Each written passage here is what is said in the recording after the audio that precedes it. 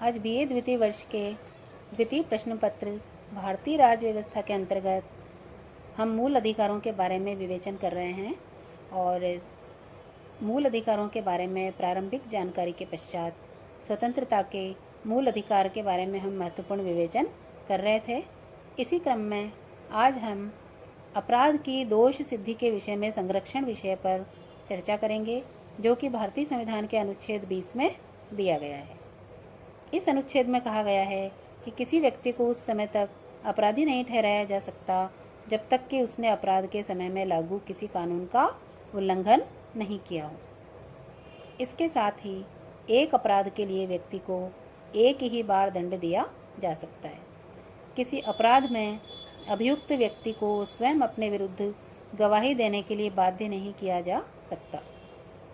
इसके पश्चात प्राण और दैहिक स्वतंत्रता का संरक्षण, जो कि अनुच्छेद 21 में दिया गया है, इसमें जीवन के अधिकार को मान्यता दी गई है। इसमें कहा गया है कि किसी व्यक्ति को उसके जीवन तथा दैहिक स्वाधीनता से विधि द्वारा स्थापित प्रक्रिया को छोड़कर अन्य किसी प्रकार से वंचित नहीं किया जा सकता। सर्वोच्च न्यायालय ने भी 1997 में अपने एक महत्वपूर्ण निर्णय में कहा था कि जीवन के अधिकार में आवास का अधिकार सम्मिलित है। अगले क्रम में यदि हम देखें तो अनुच्छेद 21 क में शिक्षा का अधिकार भी दिया गया है। 86वें संवैधानिक संशोधन 2002 के द्वारा भारतीय संविधान में अनुच्छेद 21 क शिक्षा का अधिकार भी जोड़ दिया गया है। इस अनुच्छेद के अंतर्गत ये कहा गया है कि राज्य 6 से 14 वर्ष तक की आयु के सभी बालकों की विधि द्वारा निर्धारित प्रक्रिया के अनुसार निःशुल्क और अनिवार्य शिक्षा की व्यवस्था करेगा।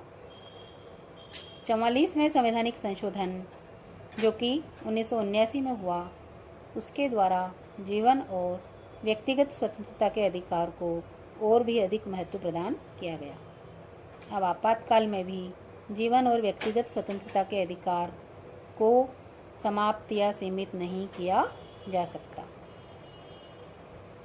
इसके पश्चात अगर हम बात करें तो बंदीकरण की अवस्था में भी संरक्षण दिया गया है। भारतीय संविधान के अनुच्छेद 22 के द्वारा बंदी बनाए जाने वाले व्यक्ति को कुछ अधिकार प्रदान किए गए हैं। इसमें कहा गया है उसके अपराध के बारे में अथवा बंदी बनाने के कारणों को बताए बिना किसी भी व्यक्ति को अधिक समय तक बंदी गृह में नहीं रखा जाएगा।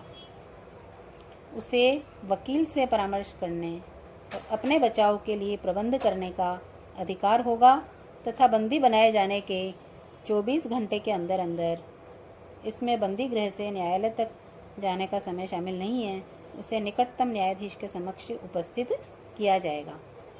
अनुच्छेद 22 के द्वारा बंदी बनाए जाने वाले व्यक्तियों को जो अधिकार प्रदान किए गए हैं वे 2 प्रकार के अपराधियों पर लागू नहीं होंगे, जिसमें पहला है शत्रु देश के निवासियों पर और द्वितीय है निवारक निरोध अधिनियम के अंतर्गत गिरफ्तार व्यक्तियों पर। इसके पश्चात बहुत ही महत्वपूर्ण विषय है निवारक निरोध, जो भारतीय संविधान के अनुच्छेद 22 के खंड 4 में विस्तृत रूप में दिया गया है। यह भारतीय संविधान की सबसे अधिक विवादास्पद धारा रही है।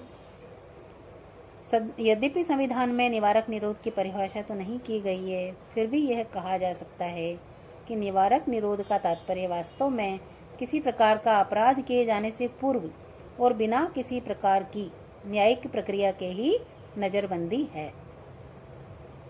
सामान्य काल और संकट काल दोनों में ही निवारक निरोध कानून लागू होता है। विश्व में अन्य किसी भी प्रजातंत्रात्मक राज्य में ऐसी व्यवस्था नहीं पाई जाती है जैसी कि भारत में की गई है।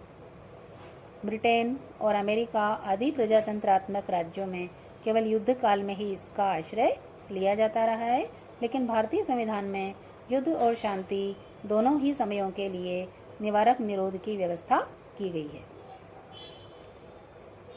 संविधान के अनुच्छेद 22 में दी गई निवारक निरोध की इस व्यवस्था के अंतर्गत अब तक केंद्र और राज्य सरकार द्वारा समय समय पर अनेक अधिनियम इस दिशा में बनाए गए हैं।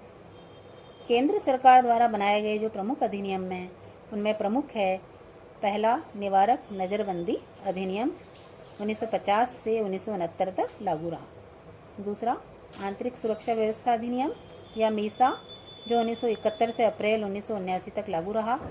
तीसरा, राष्ट्रीय सुरक्षा कानून 1981 से लागू। चौथा, आतंकवाद और विध्वंसक गतिविधियां निरोधक कानून टाडा 1985 से 95 तक लागू रहा। पांचवा, आतंकवाद निरोधक कानून जो 2002 से मार्च 2004 तक लागू रहा। 21 सितंबर 2004 को अधिनियम के आधार पर आतंकवाद निरोधक कानून निरस्त कर दिया गया। छठा है गैर कानूनी गतिविधियां निवारण अधिनियम 2004। तो निवारक निरोध के संबंध में जो वर्तमान स्थिति है ये इस प्रकार से रही है कि संविधान सभा में भी प्रारंभ में यह अत्यधिक विवादास्पद थी और संविधान लागू किए जाने के बाद भी अनेक पक्षों द्वारा इसकी आलोचना की गई। 1975 में घोषित आपातकाल के अंतर्गत निवारक निरोध और मीसा की व्यवस्था का बहुत ही अधिक दुरुपयोग किया गया। 44वें संवैधानिक संशोधन द्वारा कुछ ऐसे प्रबंध किए गए जिसमें शासक वर्ग द्वारा निवारक निरोध कानून की व्यवस्थाओं का दुरुपयोग नहीं किया जा सके। 1971 में जारी किया गया आंतरिक सुरक्षा अधिनियम मीसा 44वें संवैधानिक संशोधन के प्रतिकूल था और इस कारण अप्रैल 1979 में यह स्वतः ही रद्द हो गया। तो इस प्रकार से निवारक निरोध कानून के पश्चात हम बात करते हैं राष्ट्रीय सुरक्षा कानून की। जनवरी 1980 में सत्ता परिवर्तन के बाद केंद्र में स्थापित इंदिरा कांग्रेस सरकार द्वारा 22 सितंबर 1980 को राष्ट्रीय सुरक्षा अध्यादेश जारी किया गया और इसमें घोषणा की गई कि यह अध्यादेश जम्मू कश्मीर के अतिरिक्त भारतीय संघ के अन्य सभी राज्यों पर लागू होगा। फरवरी 1981 में इस अध्यादेश को कानून का रूप दिया गया और राष्ट्रीय सुरक्षा कानून निवारक निरोध की व्यवस्था ही है।